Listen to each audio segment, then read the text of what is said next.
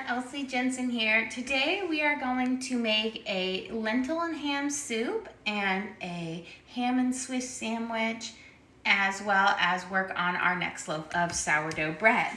So we're going to start out with our soup first. I'm going to pour some olive oil in my Dutch oven.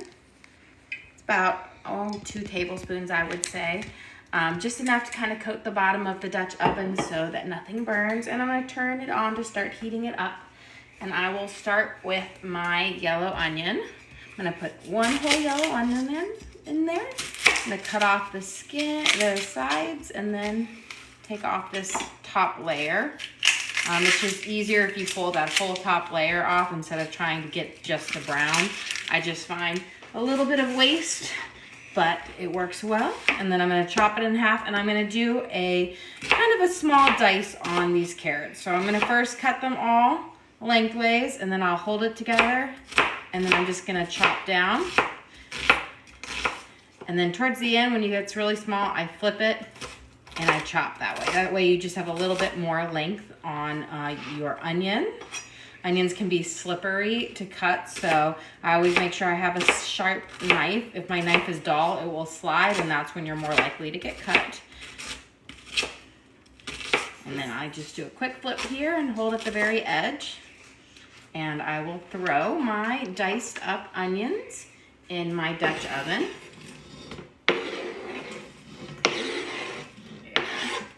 And to my diced up onions, I'm going to add just a little bit of minced garlic. You could use fresh garlic if you have it.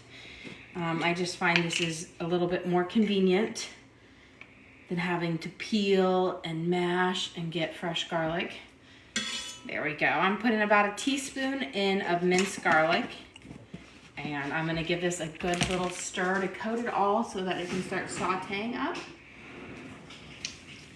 And just stirring it around so that the onions are completely coated in the oil, same with the garlic.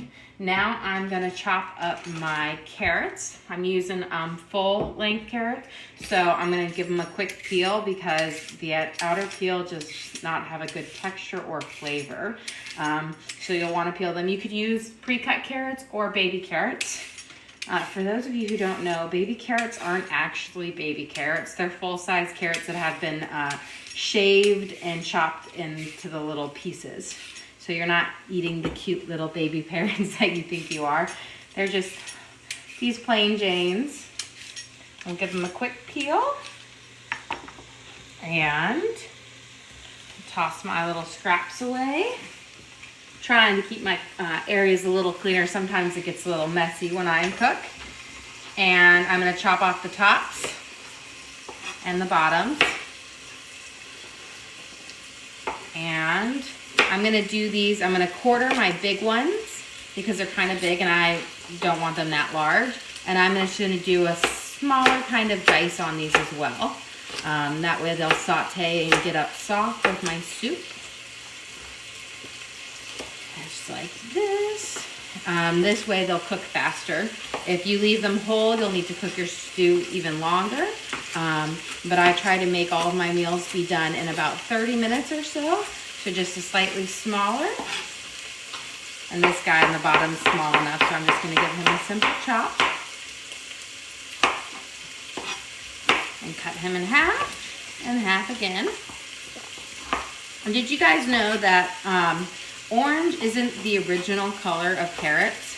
The most common carrots in like the 1600s were white and purple. And I believe it was a Dutch farmer or whatnot, but crossbred the carrots together and they produced an orange carrot, which was sweeter and was less like more resistant to pests. And that quickly became the most popular carrot. And now we have orange carrots. I'll add those in so it can saute up as well. Give them a nice stir. And now we're going to chop up some celery. I'm going to use about 5 stalks. These are already trimmed down, so if you had a full bit of lettuce, it'd probably be closer to 4. If you're also using a full red head of lettuce, or not lettuce, celery, chop up the leaves. They add a wonderful pop of green and nice flavor to your soups as well. I think a lot of people think you just chop them off and you discard them, but they are really flavorful. So if you're using the full stalk of celery, use the leaves as well. And we're just gonna give them a simple chop all the way down. Perfect. I'm gonna toss these in here as well. And I'm gonna give it a good stir. Perfect. I'm gonna turn down just a little bit. And while these are sauteing, I'm gonna add some spices to them. I'm gonna add some thyme, some dried thyme. If you have fresh thyme, you could do it. I'm gonna add about, I would say this is about a half a tablespoon of fresh or dried thyme. And that's really gonna give the broth such a nice flavor. And we're gonna add some smoked paprika. I'm gonna put in about a teaspoon of smoked paprika. And then I'm gonna use 2 bay leaves, which is really, if you've never seen a bay leaf or worked with them before, they are just like dried leaves that have a very aromatic flavor. You'll find them in a lot of stews, cooking. When you go to Chipotle, the rice there, they use that in their rice as well. So I'm gonna do 2, but I'm gonna just break them up so that I can really disperse the flavor. I'm gonna give it a nice stir. That way I can have my flavors kind of cooking into my vegetables before I add the broth. It's really important I believe, to add the seasonings first so you can really bring them out. If you put them in after you've added the broth, they'll just sit on the top of your soup and they won't be as flavorful and you'll have a little bit of a drip. And then I'm gonna add probably about a half a teaspoon of ground black pepper and a nice shake of garlic salt. Will probably end up being about a teaspoon or so. And we're gonna let this stir and let it cook, and we're gonna work on the next part. There's a nice stir. Let those saute. We're gonna be using lentils in our soup, and then we're gonna be using some ham. So I'm gonna take out my ham and we can start cutting it. There we go. Got a good stack of sliced ham. We're gonna use the rest on our sandwiches. And since I'm using in the soup, I'm gonna cut off the outer skin of the ham just because that can be a little bit more chewy and not as nice. If it doesn't bother you, you can keep it on, but I find it's just a little bit nicer texture when that ring is gone. And then I'm just gonna cube these. And then into nice little bits.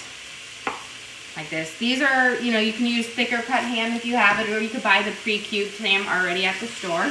Those work well as well. And that is probably like a half a pound, and maybe even a fourth of a pound of cut up ham. And I'm just gonna stir it in, let it get seasoned as well. Break it up some of those pieces. And now I'm gonna add in some lentils. We're using just dried brown lentils, but you could use red lentils or tri-colored if you had them. And we're gonna add in about a cup of lentils. So I'm gonna eyeball it here, but that's about half my bag of dried lentils. And we're gonna stir it up. And I like to just saute them for a minute or two before I add my broth in, because I find that it just gives a nice flavor on the lentil. So I'm gonna let them saute. I'm gonna fill up I'm gonna get 4 cups of water, and then I'm gonna be using chicken bouillon. You could use chicken broth if you wanted. But I'm gonna use 4 cups of water. You got a question? You don't have to wash the lentils? You don't have to wash them. I've never washed them.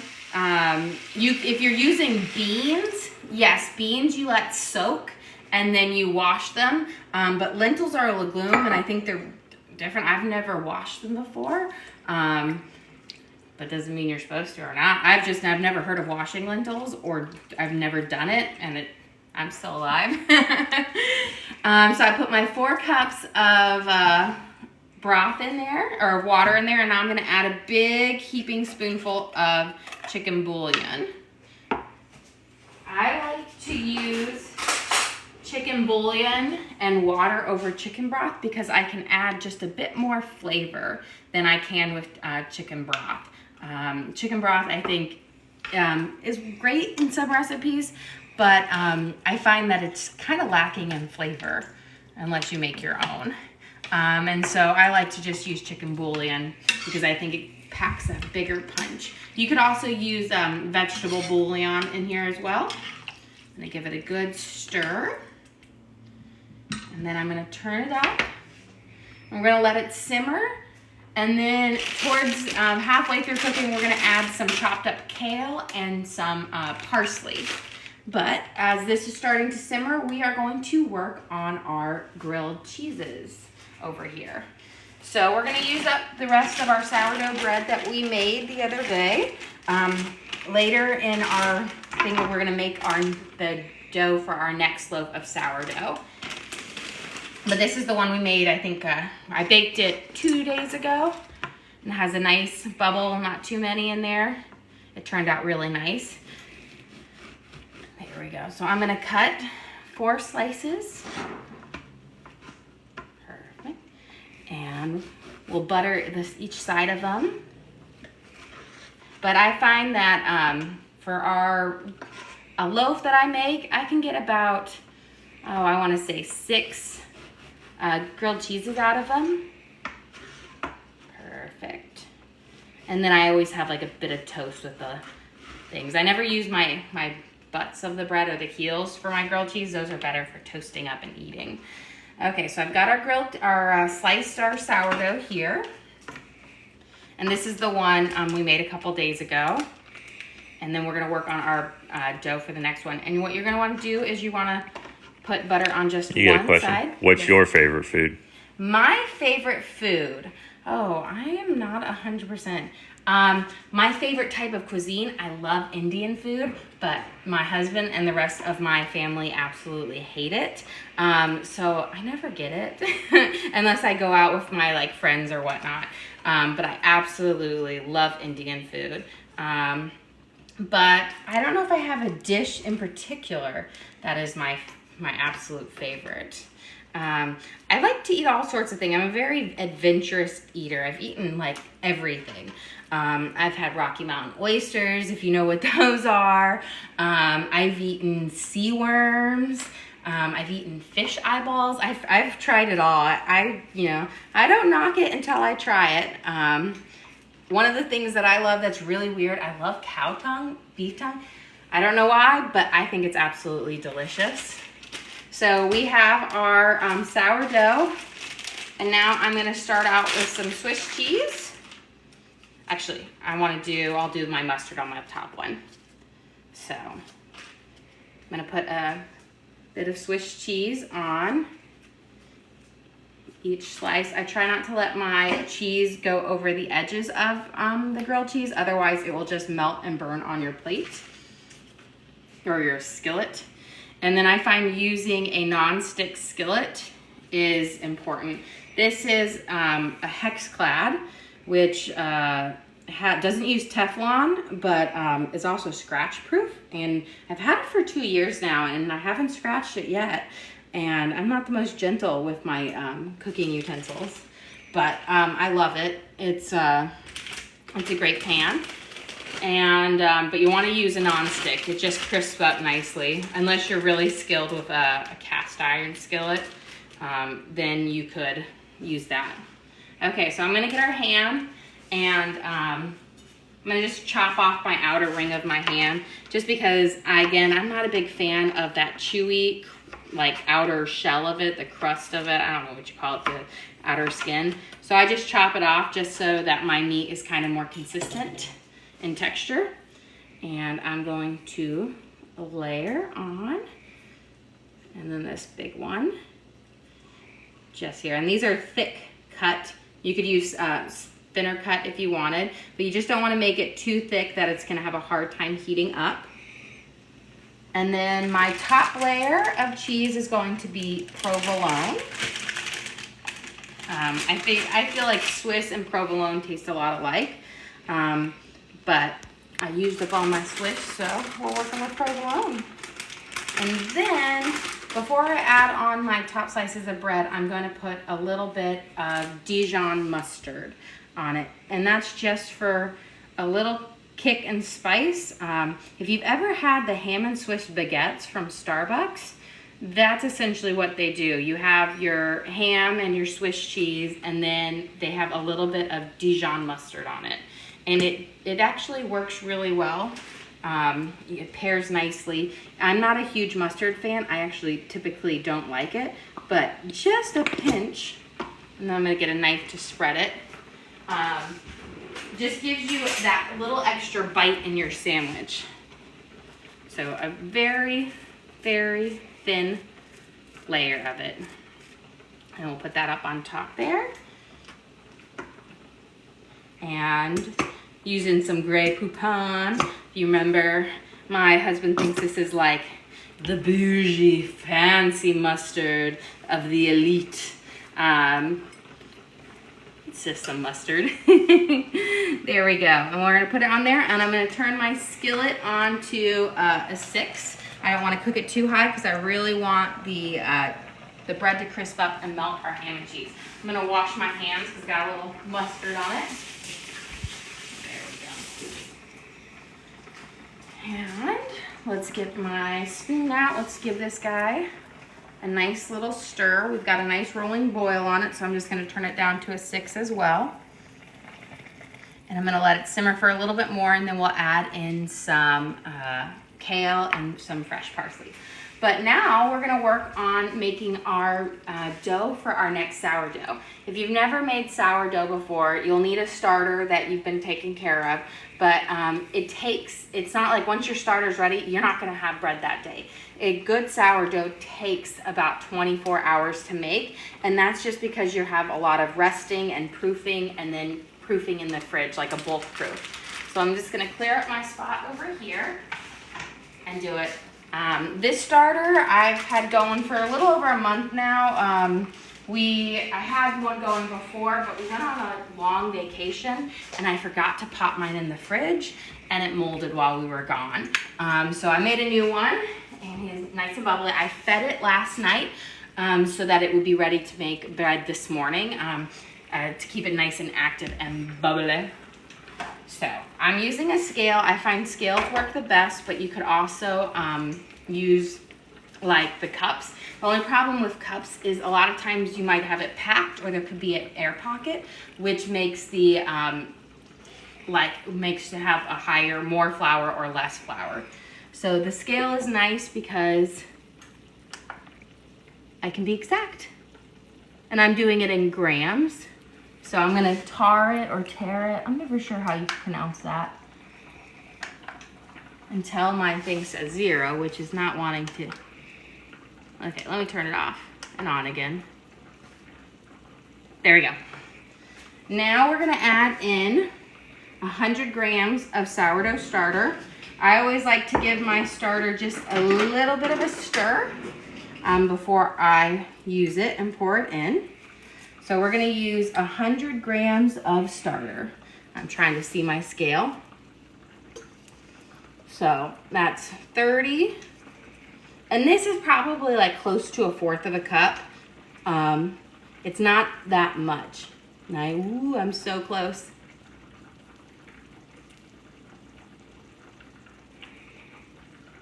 Almost. 100 exactly. Woo, look at that. So we're gonna use 100 grams of starter, and then I'm gonna put in my salt right now. You could weigh it, and it's between like 10 and 15 grams. I just kind of eyeball it. It's gonna be kind of close to a tablespoon of salt. There. And I'm gonna turn it off and on, and now I've gotta add 375 grams of warm water. You wanna use warm, it will help you absorb the flour better. So I'm gonna use 375 grams of warm water, which is like 1.5 cups, close to 1.5 cups. So I'm at 250 now, 300. This is where I'll be a little bit more careful. Close. I'm at 360, 365. This is like when you're at the gas pump and you're trying to make it in perfectly on like $1. Oh, can I do it? Woo! 375 exactly. Look at that. So I'll tar it. I'm gonna give it a quick stir with my, this is called a dough whisk or a Danish whisk. It's really easy for mixing your sourdough. Works much better than a spoon. Okay, gave it a little stir because I want it to really be in the water, fermented well. And now we gotta add 500 grams of flour. Let's see.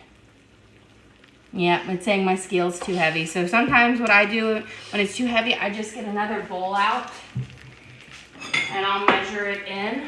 I need to get a scale that will do more weight.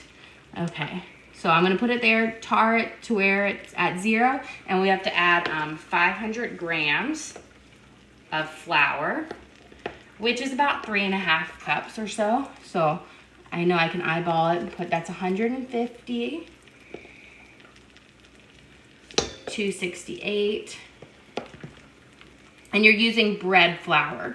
You want to make sure you use bread flour, not all-purpose, because you want that gluten in there to add that a little elasticity to your bread. Oh, so close. 498. Oh, 501. Close enough. Wasn't perfect for that one. Before I pour it in, I'm going to give a quick check over here.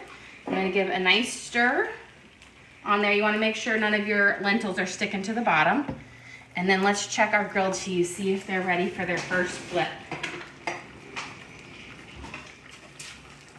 Okay, I'm flipping them. This is not done. I'm gonna flip them and cook them on each side. This is to warm up the bread and help the cheese and the meat get warm and processed. So I do a little bit on each side and then I flip them. Because I'm gonna want a nice dark golden crust when I'm done, but this helps the meat and the cheese really warm up. And I'm gonna toss in some of my kale. This is about, I would say, 3 cups of chopped kale. It will really wilt down in our soup.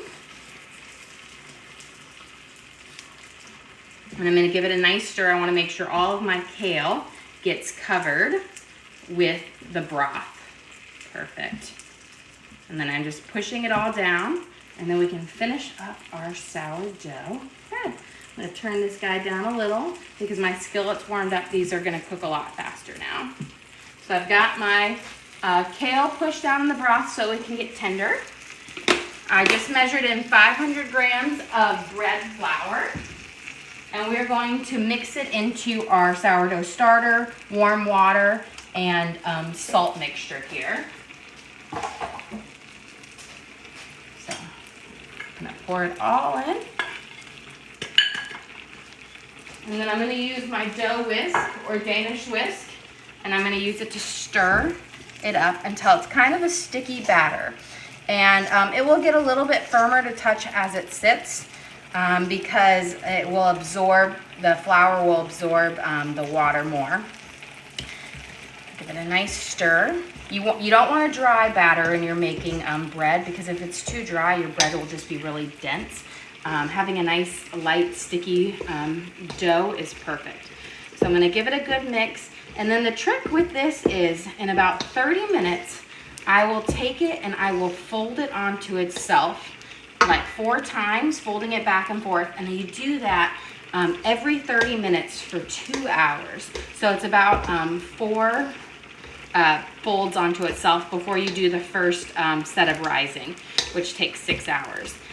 It's really important to do that, otherwise you can get really big bubbles in your sourdough. And so I find that makes a difference, and you really want to try to get it in It doesn't have to be perfect on 30 minutes exactly. Sometimes when I'm short on time, I'll do it every 20 minutes and that works fine. Okay, so I have my sourdough mixed up. And when I come in 30 minutes, I'm just gonna put a dusting of flour over it so it doesn't stick my hands, and I'll fold that 4 times. And I'm gonna fold it into each other so it's like fold, fold, fold, fold. And then I'll let it sit for 30 minutes and I'll do that again. Okay, let's check on these grilled cheeses. Ooh, nice, we're getting a nice thing. I'm still gonna want it darker on my next flip over, but this is to start. And then I'm gonna flip this guy over here because that end of it cooks a lot faster. Okay, let's give this guy a quick stir. Push it down.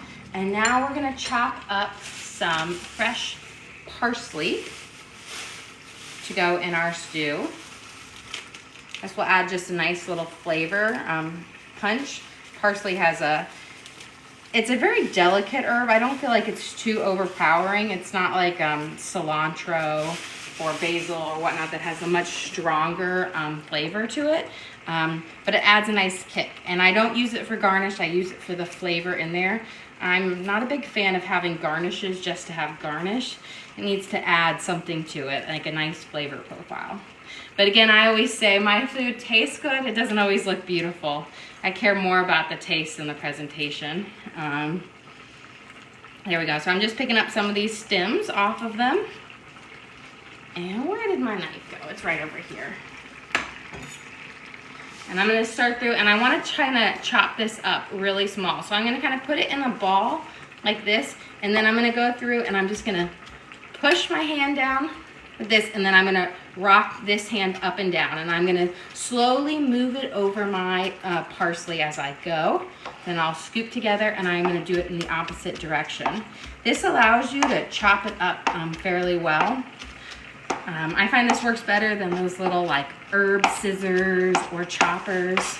And you know, you just take skill, and eventually you can do it pretty fast like this, but it will mince it up quickly. Let me give this a quick stir.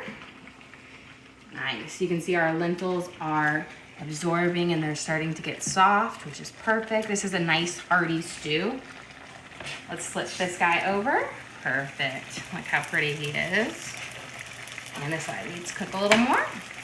Okay. And then we're gonna mince.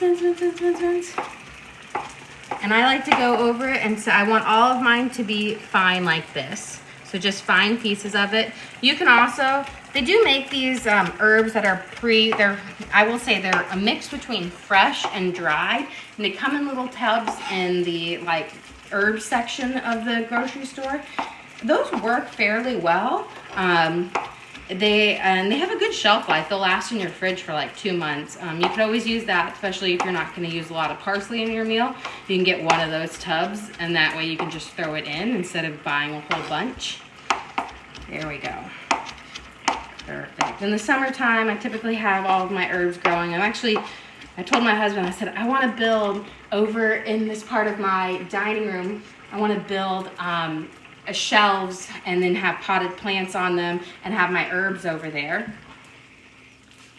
So always another project on the honey to-do list. Here we go. Crisp this guy up. See how this one's going? Nice. We're getting there. Okay, I'm going to taste my broth real quick, make sure I don't need to add anything before I add my parsley, because when I add my parsley, that will kind of be a strong flavor at first. I don't think I need maybe a little bit more pepper, just a touch more.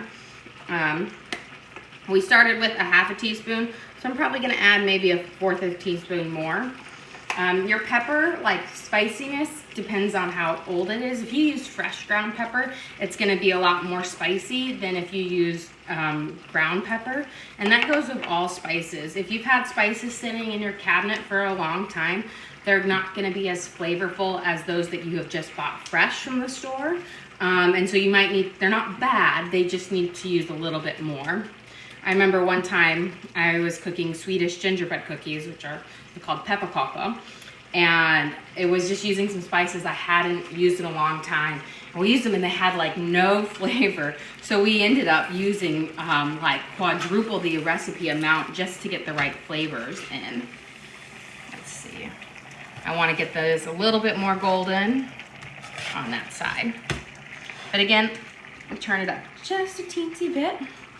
I think we're going to be ready to add in our parsley over here. So I'm going to stir in a good bunch, and then I'll leave a little just for topping on the soup at the very end to add that fresh flavor. And this is, I liked when I'm doing, this is a stew, so I want it to be very rich and meaty, or like chunky and full of stuff per bite. If you wanted to do a soup, you could probably, I want to say double the broth count, and then you could have more of a liquidy stew, but I want to do a ham and beans stew, which is, I feel like stews and soup just add, are a little bit different, but this one's going to be really hearty and pack a nice punch full of vegetables and the lentils. Okay, I think we are getting close to being done here. So let me get a plate out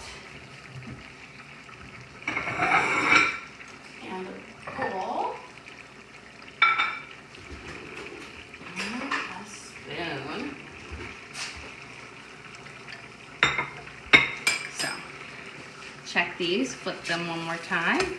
There we go. This is the nice color that I'm wanting to get, a nice darker brown on it. And it's, you can see it's kind of crisp up nicely. Okay, let's get a ladle out for our soup, or our stew. So I'm going to turn this guy off. And let's see if you guys can see, you can see we've got the ham, the celery, the carrots, kale, lentils, and onions in there. And beautiful. So it's going to be a nice, rich, filling meal.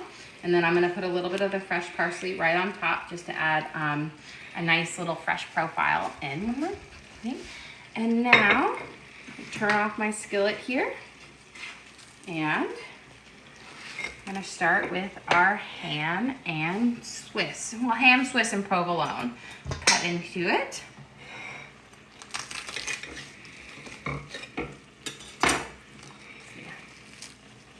You see that nice cheesy pull. And my favorite thing to do is I love to dunk them in my soups and stews. Delicious.